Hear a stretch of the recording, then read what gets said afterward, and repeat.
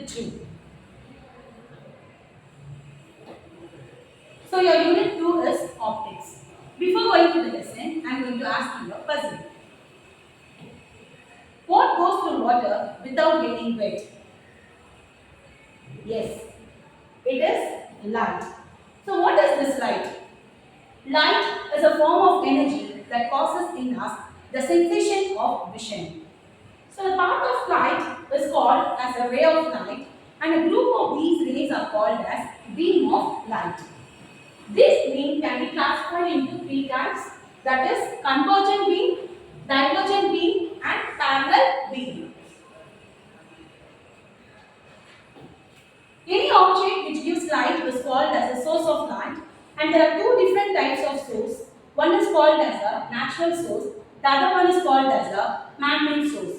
Students, you all know that we are able to see this wonderful bird with the help of our eyes.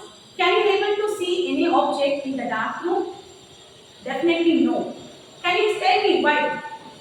Yes, we need light to see any object. So if I am going to pass light from a torch on your eyes, can you able to see the object? Definitely no. We can see the object only when the light is made to fall on the object and then it gets reflected and it is viewed by our eye. So there are two different types of object, children. One is called as a luminous object. The other one is called as a non-luminous object. So what do you mean by luminous object? Objects which generate their own light are called as luminous objects. And objects which cannot generate their own light are called as non-luminous objects. So we can view a non-luminous object only when the light falls on it. So when a light from a luminous object falls on a non-luminous object, it gets reflected and thus it is viewed by that reflected light is viewed by our eyes. Children, in your lower classes, you would have studied about major properties of light, that is about reflection and refraction. So in this chapter, we are going to study about scattering of light, images formed by convex and concave lens, structure of human eye and optical instruments such as telescope, microscope, etc. So your topic is optics. So what is this optics? It is a branch of physics that studies the behavior and properties of light. Next, we are going to see about the properties of light. Yes, children, light has certain properties. The first one is light is a form of energy. Like sound, heat, light is also a form of energy. Children, you all know energy can neither be created nor be destroyed, but it can be transferred from one form to another.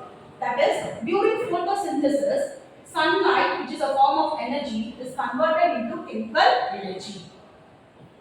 Next, your second point. Light always travels along a straight line. I already told light coming from any object is called as a source of light. So light coming from any source, let it be a natural source or artificial source, it always travels in a straight line. Light does not need any medium for its propagation. When I say the word medium, it means that it does not need any solid medium, liquid medium or gaseous medium.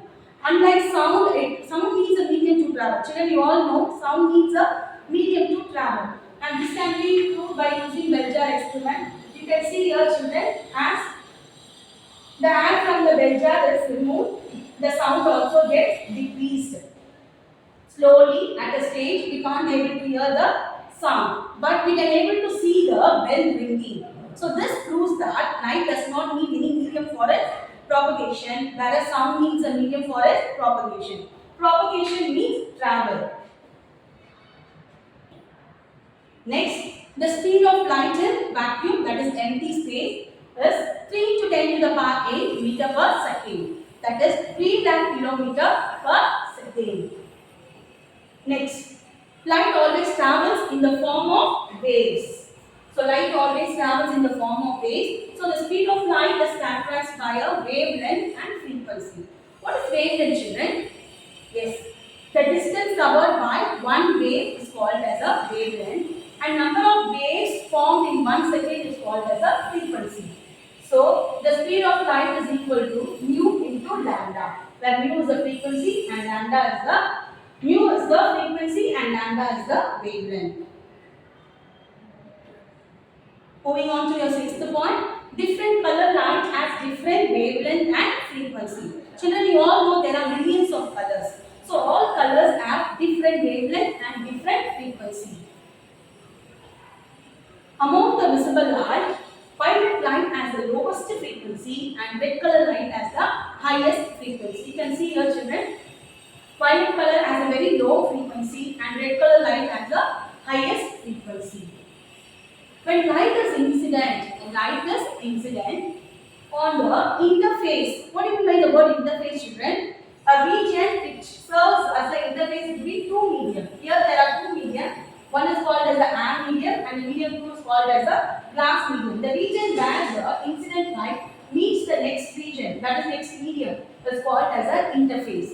So when light is incident on the interface between the two medium, it is partly reflected and partly refracted. Children, you all know what do you mean by the word reflected. Reflected means bouncing back and refracted means bending. The bending of light is called as a refracted and the bouncing of rays is called as a reflected. So, when the light is incident on the interface between the two media, it is partly reflected and partly refracted. Next, we are going to see about refraction of light. So, what is the refraction of light, children? The bending of light when it passes from one medium to another is called as refraction. You can see here, children, the pencil travels from air to water. That is, it is traveling from one medium to another. That is the reason why it appears to be bent. So, as I said, refraction is the bending of light. Children, do you know why this bending takes place? This bending takes place because the velocity of light changes from one medium to another. As the light travels from one medium to another, the speed changes. This causes the bending of light, and this bending of light is called as refraction. The velocity of light is more in rarer medium and it is very less in denser medium. Next, we are going to see about the laws of refraction, children. There are two laws. One is first law of refraction and second law of refraction. So, what is first law of refraction says? The incident ray, the light which comes from the source is called as a incident ray, and after it meets a refracting surface, it gets refracted. This is called as a refracting ray. This ray is called as an incident ray. The incident ray is a beam of light before interacting a particle. After interacting a particle, it refracts, and the refracting ray is called as a refracted ray. And all these lies in a same plane. Imagine this plane of paper, this paper. So all the rays lies inside this paper. The angle of incidence, that is the incident ray, the reflected ray, and the normal. The word normal means it is a line drawn perpendicular to the refracting surface. That is called as a normal. All lies within a plane. Next, going on for the second law of refraction. What is second law of refraction? Second law of refraction is also known as Snell's law. The ratio of the sign of angle of incidence and the sign of angle of refraction is equal to the refractive index of the two media. Children, you can see here, this one is called as an angle of incidence, and this angle formed towards a normal is called as an angle of refraction. If angle of incidence is 30 degree, then angle of refraction will also be 30 degree. Just that angle is expressed in terms of sign. So refractive index. What is the refractive index? Refractive index means how fast or how slow the light travels in a medium. This is denoted in terms of refractive index. Next, we are going to see about refraction of a composite light. Children, you all know there are two different sources. One is called as a monochromatic source. The other one is called as a composite source. So we all know that sun is the fundamental and natural source of light. So, if a source of light produces a light of single color, the word mono itself says it is made up of only single. One color is called as a monochromatic source. On the other hand, a composite source of light produces white light which contains light of many colors, millions of colors. So to make it comprise, we are going to take just the 7 colors. You can see here children, sunlight, which is a composite light, contains a white color light. When it passes through any refracting surface, glass, water, here we are considering a prism. When it passes through the prism, it breaks into different colors. So sunlight is a composite color which consists of light of various colors of wavelength.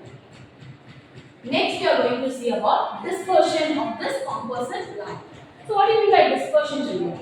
When a beam of white light, you can see here, when a beam of white light or composite light is refracted through any transparent medium, let it be glass, water. Here we have taken a prism such as glass or water. It is split into its component color. This splitting of light into its component color is known as dispersion. You can see the children how white light gets passed through the transparent medium and split into its various colors. Next, we are going to see about scattering of light. So, what do you mean by scattering, children? Yes, when sunlight enters into the atmosphere, it falls on the atoms and molecules of different gases. When sunlight enters into the atmosphere, the atoms and molecules of different gases present in the atmosphere, what will they do? They refract the light. This is called as a scattering of light. So what I mean, children, when sunlight enters into the atmosphere, the atoms and molecules of different gases, what will they do? They refract the light. And that is why it refracts in all directions. This is called as a scattering of light.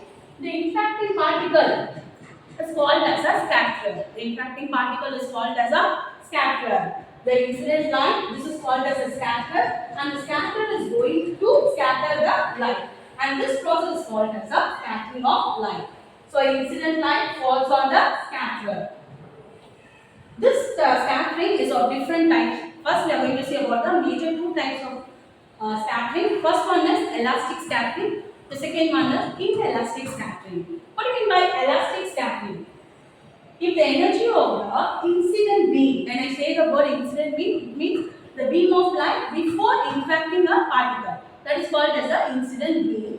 And the scattered beam, after interacting the particle, the beam of light is called as a scattered beam. If they both are same, then it is called as a elastic scattering. Next, we are going to see about inelastic scattering. So, if the energy of the incident beam of light and the scattered beam of light are not same, then it is called as a inelastic scattering. There are different types of inelastic scattering such as Rayleigh scattering, Mee scattering, Tyndall scattering, and Raman scattering. First, we are going to see about Rayleigh scattering. So, this type of scattering is done by the sunlight by the atoms. So, the scattering of sunlight by the atoms have molecules of the gases in the Earth's atmosphere. So, this Rayleigh scattering is done by the atoms or molecules of the gases in the atmosphere. This is known as Rayleigh scattering. So, Rayleigh scattering law is very important question, children. So, Rayleigh scattering law, according to this law, the amount of scattering of light is inversely proportional. So, what is by inversely proportional? As the scattering increases, wavelength decreases. As the wavelength increases, scattering decreases. So, the Rayleigh's law states that the amount of scattering of light is inversely proportional to the 4th power of its wavelength. So, S, that is Rayleigh scattering law, is inversely proportional to the 4th power of its wavelength.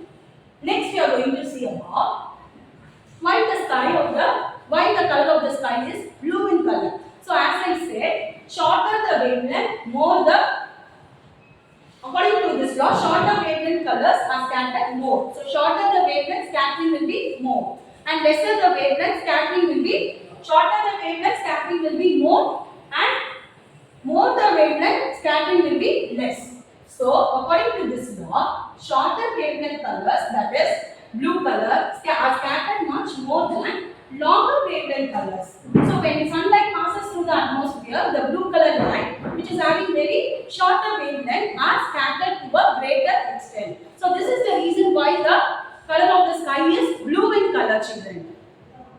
Next, we are going to see why the color of the sky at sunset and sunrise, it is red in color. So during sunset and sunrise, the light from the sun have to travel a longer distance, larger distance in the atmosphere than at noon. So hence most of the blue color, what will happen? Most of the blue colors are scattered, and only the red line which gets scattered, which gets least scattered, where reaches us. Therefore, the color of the sun is red during sunset and sunrise.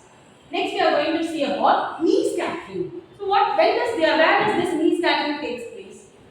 Mean scattering takes place when the diameter of the scatterer. I already told what is a scatterer. The incident particle is called as a scatterer. So, mean scattering takes place when the diameter of the scatterer is similar or larger than the wavelength of the incident line. This type of scattering is also known as elastic scattering. So amount of scattering is independent of the wavelength. So mean scattering is caused by pollen, that is pollen grains, dust, smoke, water droplets and other particles in the lower portion of the atmosphere. So this is the reason why the clouds are white in color, children, because mean scattering is responsible for the white appearance of the clouds. When white light falls on the water droplet, all the colors, when white light falls on the water droplets, all the colors are equally scattered. That is the reason why the clouds are white in color.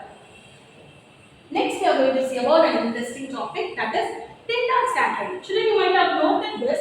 When a beam of sunlight enters into a dusty room through a window, what happens? Its path becomes visible to us. Why? What is the reason? This is because the tiny dust particles present in the air of the room refracts the beam of light. This is an example for Tyndall scattering. This effect is called as a Tyndall effect. And note down, children, this Tyndall effect is seen only in colloid and not in solution. So when I say the word colloid, it means it is a mixture of two substances, that is, you can take milk and water. So you can see here, this cone is called as a Tyndall cone, and this effect is seen only in colloids and not in solution. So the scattering of light by the rays of the colloidal particles in the colloidal solution is called as a Tyndall scattering, or it can also be called as a Tyndall effect. For the colloids, it is a microscopically small substance. Colloids are nothing but it is a microscopically small, which you cannot be able to see with the naked eye. It can be seen only with the help of microscope. So microscopically small substance that is equally dispersed throughout another material, that is called as a colloids, where the substances are equally dispersed. Example, milk, ice cream, smoke. These are the examples for colloids. Next, we are going to see about Raman scattering. So what is Raman scattering? Children, listen. When a parallel beam of light is passed through that is a parallel beam of monochromatic light. I already told what is a monochromatic light. Monochromatic light means a source which has a single color, passes through a gas or liquid or transparent solid. What happens when it passes? A part of light is scattered. So the scattered light contains some additional wavelength and frequency other than that of the incident frequency. So this is known as a Raman scattering or Raman effect. So the interaction of the light rays with the particles of the pure liquids, transparent solids, which leads to a change in the. This is the reason why there is a change in the wavelength or the frequency of the scattered light when compared to the incident light. Next, we are going to move on to our interesting topic, children, that is about lenses. Children, note down there are two different types of lens. So what is a lens first?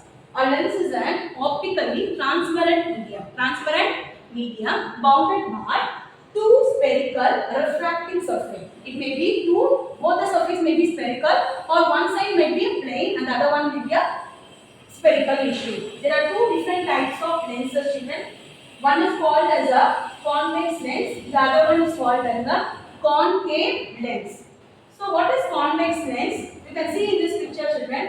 This convex lens will be thicker in the middle than at the edges. Whereas this concave lens will be thicker at the edges than at the middle. First we are going to see about convex lens. Convex lens is otherwise called as biconvex lens. Why it is called as a biconvex? Because it is spherical at both the surface. That is why it is called as a bispherical lens. You can see a convex lens given here. So it is a lens bonded by two spherical surfaces that is thicker at the center than at the edges. When a beam of light passing through a convex lens, what happens here? It is converged. That means it meets at a point. So this type of lens is called as a convex lens. So a convex lens is also called as a converging lens. Why? Yes, because it converges the beam of light at a particular point. That is why it is called as a converging lens. Next, we are going to the concave lens. So what is concave lens, student? So as I said, it is a lens bonded by two spherical surfaces such that it is thinner at the center than at the edges. So when a parallel beam of light passing through it diverges or spread out. So a concave lens is also called as a diverging lens because when a beam of light passing onto the lens, what happens? It diverges. When I say the word diverge, it means it spreads in all directions. That's why it is called as a diverging lens.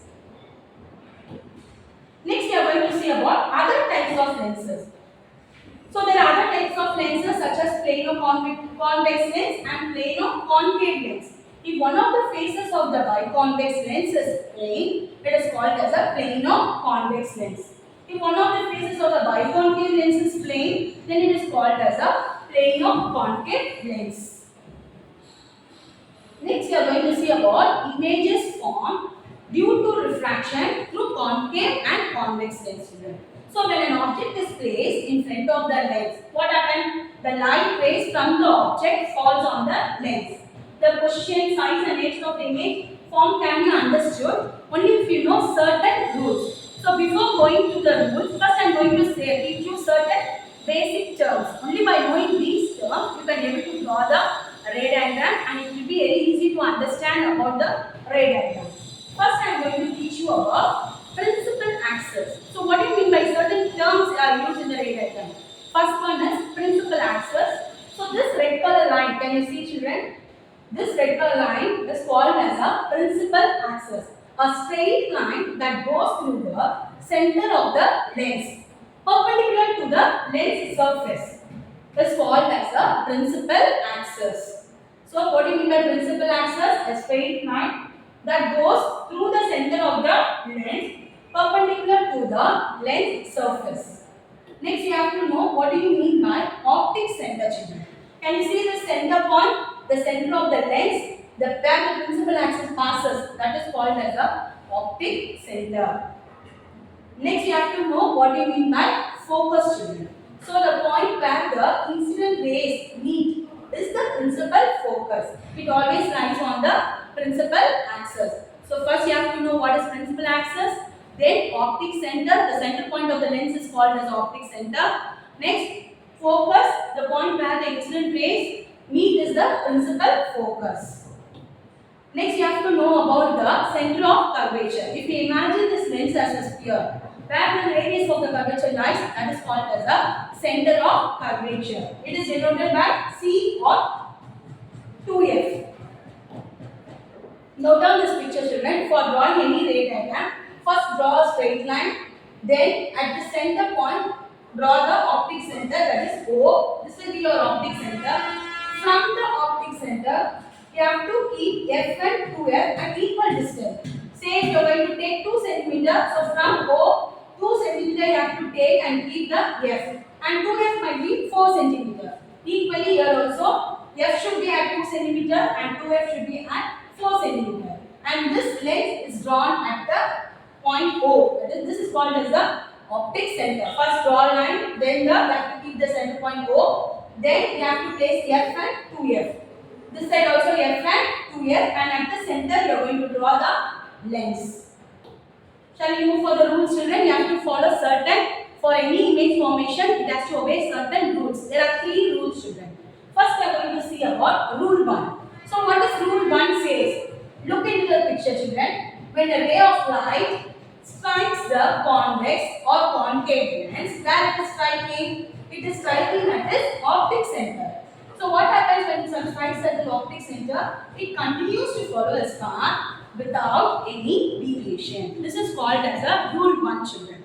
You can see the same case in concave lens. When a ray of light strikes the concave lens at its optic center, what happens? It continues to follow its path without any deviation. This is rule 1. Next, we are going to move on to rule 2. So, rule 2, when ray parallel to the principal axis. I already told you the line passing through the optic center is called as the principal axis. So, when ray parallel to the principal axis strikes a convex lens or concave lens, the refracted ray are converged, or in case of convex lens, it converge. In case of concave lens, it diverge. Convex lens or concave lens appear to diverge from the principal focus. So, rule 2, the ray of light is traveling parallel to the principal axis. So, if it is traveling parallel to the principal axis, refracted ray will meet at the focus. Next, moving on to rule 3. So, when a ray passing through the convex lens or directed towards the principal axis, rule 2 and rule 3 are just opposite, children. If it is parallel to the principal axis, it goes to the focus.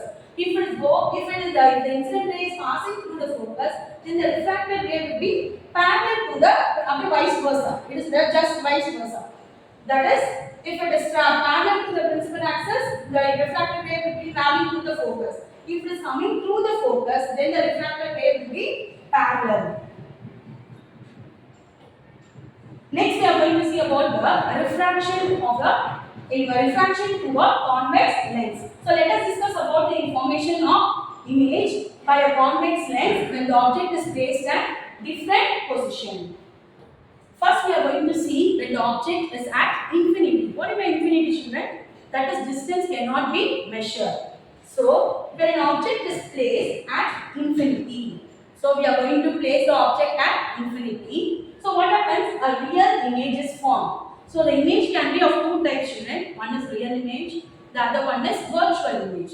So, what do you mean by real image? When an image is formed in front of the lens, then it is called as a real image. When an image is formed behind the lens, then it is called as a virtual image. So, first one, when object is at infinity, so the distance cannot be measured. When object is at infinity, what happens? A real image is formed. Where is the image formed here? You can see here, children, the image is formed at the focus.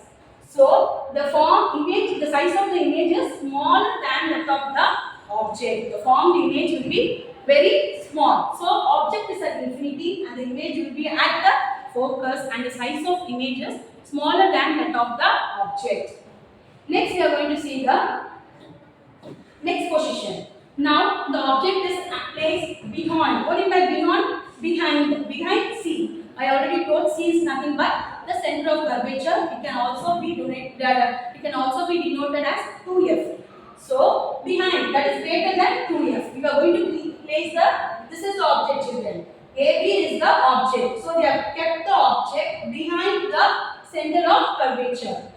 So, what happens? A real and inverted image is formed. A real and inverted image is formed. Where is the image formed? It is formed between the center of curvature and the principal focus.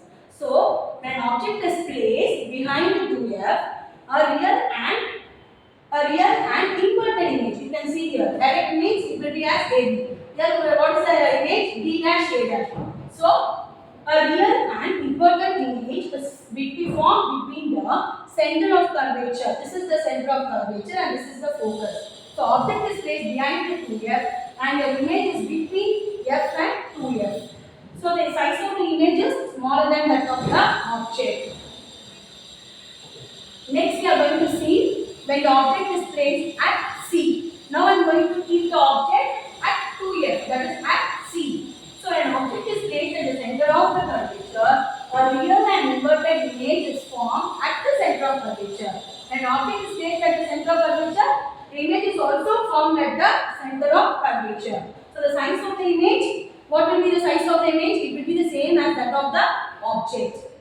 Next we are going to see the object placed between the F and C. So what is F and C? That is F and 2F. So you are going to keep the object between F and 2F. So when the object is placed between the center of curvature and principal focus, a real and inverted image is formed behind the center of curvature. Behind the center of curvature. You can see here, this is the image which is formed behind the 2F. So the size of the image, it will be bigger than that of the object. Next we are going to see object placed at the principal focus. So now we are going to keep the object at the focus. When an object is placed at the focus, what happens? A real image is formed at infinity. That is, we cannot measure the image distance. So the size of the image will be much larger than that of the object. Next we are going to see when an object is placed between the principal focus and optical center. So object is placed between optic center and principal focus. This is the object, children. So this is the object. It is placed between the optic center and principal focus. So what happens when an object is placed between the principal focus and optic center? A virtual image is formed. So as I said, real image will be always falling in front of the lens. Here it is from the virtual image is formed. That means the image is formed behind the lens. The size of the image will also be larger than that of the object. Next we are going to see about the application of convex lenses. So these convex lenses are used as camera lenses, magnifying lenses. It is also used in microscope, telescope and slide projector, and it is also used to correct the eye defect of vision called as hypermetropia. This convex lens is used to correct the eye defect hypermetropia. You can see the images of camera lens, magnifying lens, telescopes. Here is the eye defect hypermetropia. It can be corrected by using a convex lens. Next, we saw about the convex lens formation of images. Now we are going to see about the refraction through a concave lens. So first we are going to see when we keep a concave lens at infinity. So when an object is placed at infinity, a virtual image is formed at the focus. Now we are talking about concave lens, children. Here the object is at infinity and the image will be at the focus. You can see here the image formation will be at the focus. The image will be much smaller than that of the object. Next, we are going to see object placed anywhere. You can keep anywhere the object on the principal axis at a finite distance. That is, distance must be measured. So an object is placed at a finite distance, known distance. Unknown distance, it is called as a infinite. Known distance, it is called as a known distance means it is called as a distance which is known is called finite and unknown distance is called as infinite. A virtual image is formed between the optical center and focus. You can see, children, this is the object and this is the image. So object is placed anywhere. That an object is placed anywhere at a finite distance, an image is formed in between the optic center and focus. The size of the image will be smaller than that of the object. You can see here, children, this is the size of the object. See the size of the image, it is much smaller. Next, as the distance between the object and the lens decreases. So as the distance between the object and the lens decreases, the distance between the image and the lens also keeps decreasing. Further, the size of the image formed increases as the distance between the object and the lens decreased. This is the application of concave lens. Concave lenses are used as eye lens in Galilean telescope. It is also used in a wide angle lens as a spy hole in doors. It is also used to correct the defect of the vision called as myopia. This is a lens, children, which is used in doors, Galilean telescope. Next, we are going to see about the lens formula, children. So the lens formula gives the relation between. So what is the lens formula? 1 by f is equal to 1 by u plus 1 by b. So here u is the distance of the object, v is the distance of the image, and f is the focal length of the lens. So this formula we will be using in numerical problems. So what is the lens formula? 1 by f is equal to 1 by u plus 1 by v. Next we are going to see about sign convention. So you have to know certain sign symbols, children. So first one, the object is always remember, the object is always placed on the left side of the lens. Suppose this is the lens, the object must be always placed on the left side. Second point, all the distance are measured. Whatever may be the distance, children, it has to be measured from the optic center. So it has to be measured from the optic center. The distance measured in the same direction of the incident line is always taken as positive. Distance along the incident line is always taken positive, and the distance against the incident line is always taken as negative.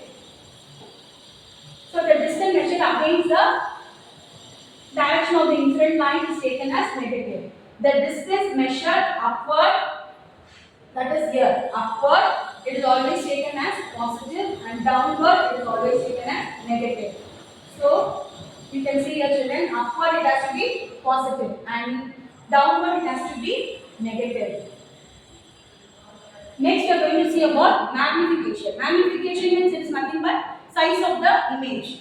So magnification refers to the ratio of an height of the image to the height of the object, and it is denoted by small m. So what is magnification? Height of the image by height of the object, or it can also be image distance by object distance. For virtual image, always the magnification is positive, and for real image, always the magnification is negative, children. So if magnification is greater than 1, then the image is bigger than the object. So if you get your magnification greater than 1, that means it is understood that the image is greater than the object, and if it is equal to 1, it will be the same size as that of the object. And if your magnification is less than 1, your image is smaller than the object. Next we are going to see about the lens maker's formula. So all lenses are made up of transparent materials. So any optically transparent material will have a all optically transparent medium will have a refractive index. So the lens formula relating to the focal length of the lens with the distance of the object and image. For maker of any lens, knowledge of the radius of the curvature of the lens is required, children. Next we are going to see about the power of lens. So what is the power of lens? When a ray of light falls on the lens, the ability to converge or diverge these rays depend on the focal length of the lens. This is called as the power of lens. So this power of lens is always reciprocal to its focal length. So power of lens is equal to 1 by focal length. So what is the SI unit of power? It is diopter. So 1 diopter, the power of lens whose focal length is 1 meter. Next we are going to see the difference between a convex and a concave lens. First one, a convex lens, as I told, it is thicker in the middle than at the edges. A concave lens is thinner in the middle than at the edges. So it is called as a converging lens, it is called as a diverging. It produces real image, that means all the images are formed in front of the lens. Here it produces the virtual image. It is used to treat hypermetropia, and it is used to treat the eye defect myopia. Next we are going to see about an interesting topic, children, that is human eye. You all know human eye is the most sensitive and valuable organ responsible for our vision. Yes. So these eyes are the gateway to this wonderful world. So first we are going to see the structure. So the eyeball is approximately spherical in shape, children. So what will be the diameter? It's about 2.3 centimeter. It consists of a tough membrane called as sclera, which protects the internal parts of the eye. So what are the parts? Important parts of eye: cornea, iris, pupil, retina, ciliary muscles, and eye lens. The structure of the human eye, can you see, children? This part is called as the cornea, and this one is the pupil. This region is called as the iris, and these are the ciliary muscles. Here you can see a convex lens. This region is called as the retina, children. Very, very important. It acts as a screen where the images follow. This region is called choroid. This is a sclera, which I said already, which protects the internal parts of the eye. This is the optic nerves. So these are the important parts of the human eye. Next, we are going to see about the working of human eye. So the transparent layer, that is cornea, bends the light rays through the pupil located at the center part of the iris. Then the adjustable light passes through the eye lens. The eye lens, as I said, it is convex in shape. So what happens? It will converge at the point. So the light rays from the object are converged and real and inverted image is formed on this region is called as the retina. So what happens? The image is formed on the retina. So if the image is formed behind the retina, it is a defect, and if the image is formed before retina, is also called as a defect. So next we are going to see about the eye defection. So before that, let's see about the power of accommodation. So what is the power of accommodation? The ability of the eye lens to focus nearby as well as distant object is very important to mark. So what is power of accommodation? The ability of the eye lens to focus nearby as well as the distant object is called as power of accommodation. So how can we do this? This is achieved by changing the focal length of the lens, convex lens, with the help of the ciliary muscles. Next, we are going to see about persistence of vision. So if the time interval between the consecutive light pulse is less than 0.1 second, human eye cannot distinguish them separately. This is called as a persistence of vision. Next, we are going to discuss about far point and near point children. So what is far point? The minimum distance required to see the object without any strain is called as a least distance, and it is called as a near point of the eye, and it is about 25 centimeters. So it is the minimum distance where we can able to see an object. The maximum distance up to which we can see the object clearly is called as the far point of the eye, and it is infinity for normal. It cannot be measured. It is infinity. Next, we are going to see about the defects in eye children. So a normal eye can clearly see all the objects. You all know a normal eye can see all the objects. So placed between, as I said, the minimum distance is 25 centimeters. So till 25 centimeters, normal eye can see all the objects. But for some people, the eye loses its power of accommodation. So this could be approached happened because of age or many reasons. So hence their vision becomes defective. So one of the common defects of the human eye are first one myopia, hypermetropia, presbyopia, and astigmatism. So what is myopia, children? So the other name of myopia is short-sightedness. So why it occurs? It occurs because of the lengthening of our eyeball. So myopia is also known as short-sightedness. It occurs due to the lengthening of the eyeball. So with this defect, what happens if we have this eye defect? So with this defect, nearby objects can be seen clearly, but distant object cannot be seen clearly.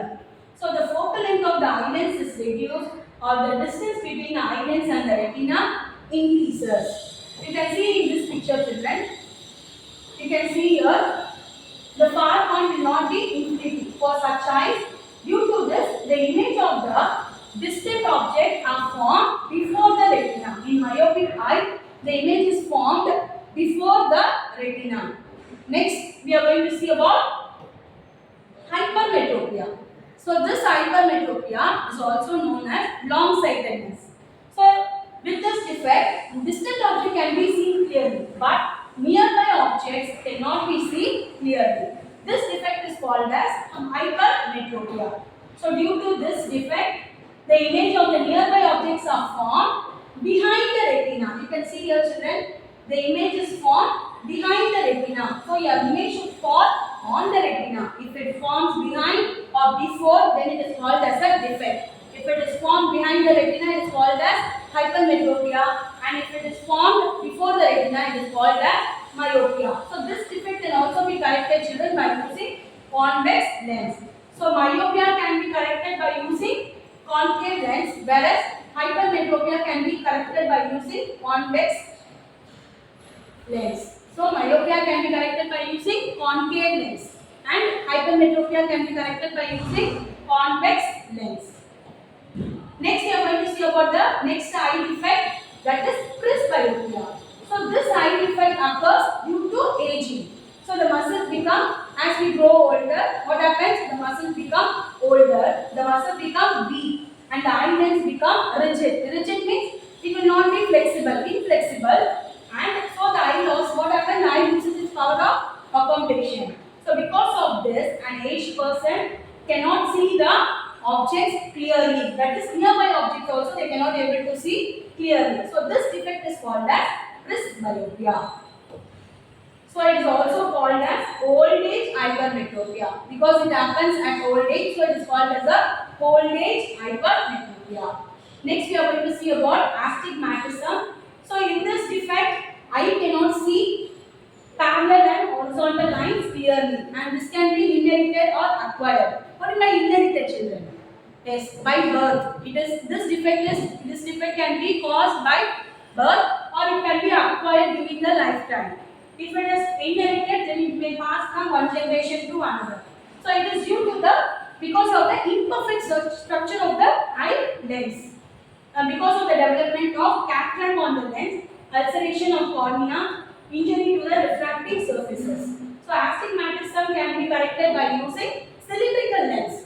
So astigmatism can be corrected by using cylindrical lenses.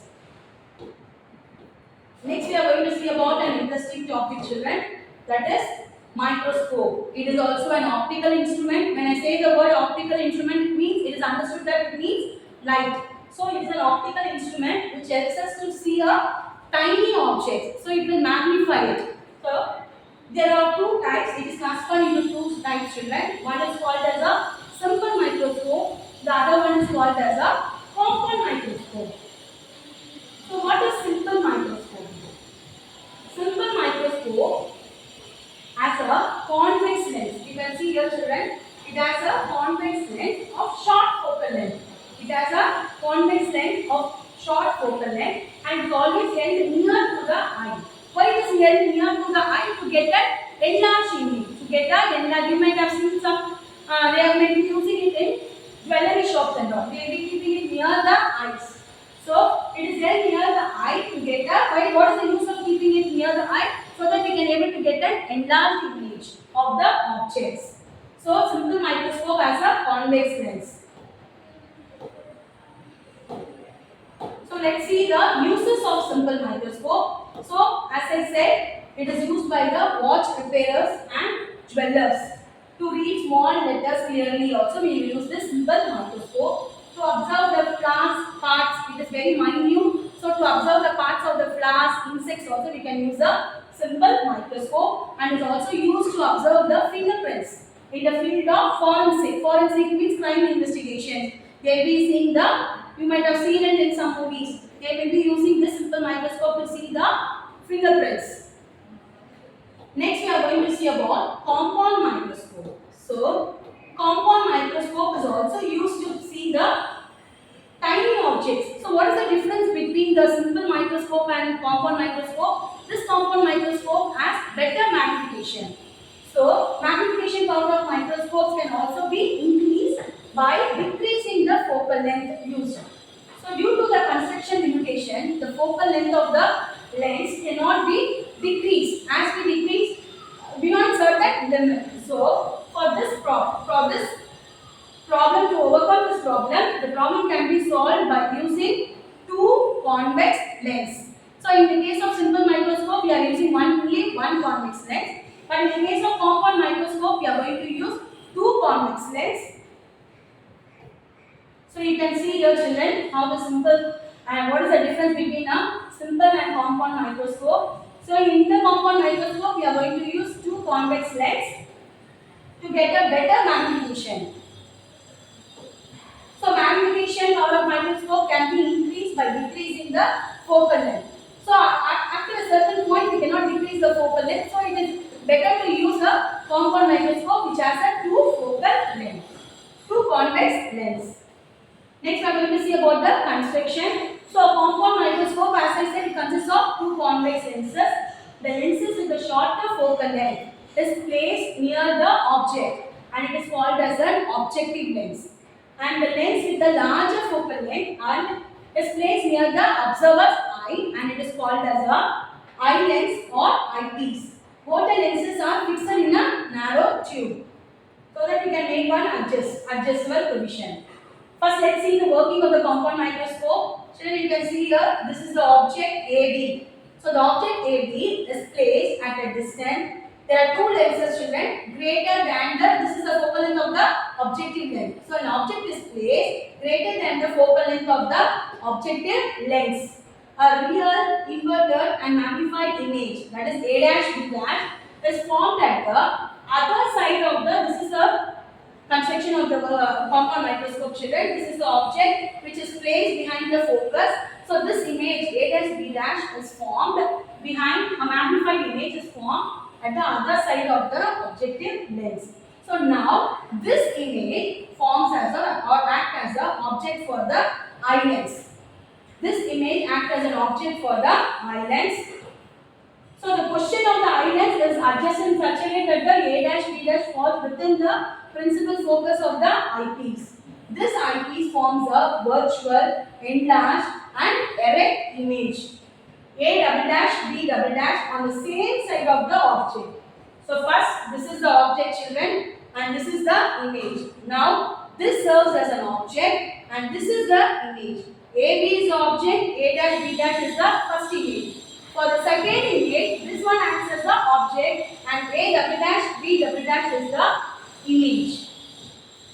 Both the lenses are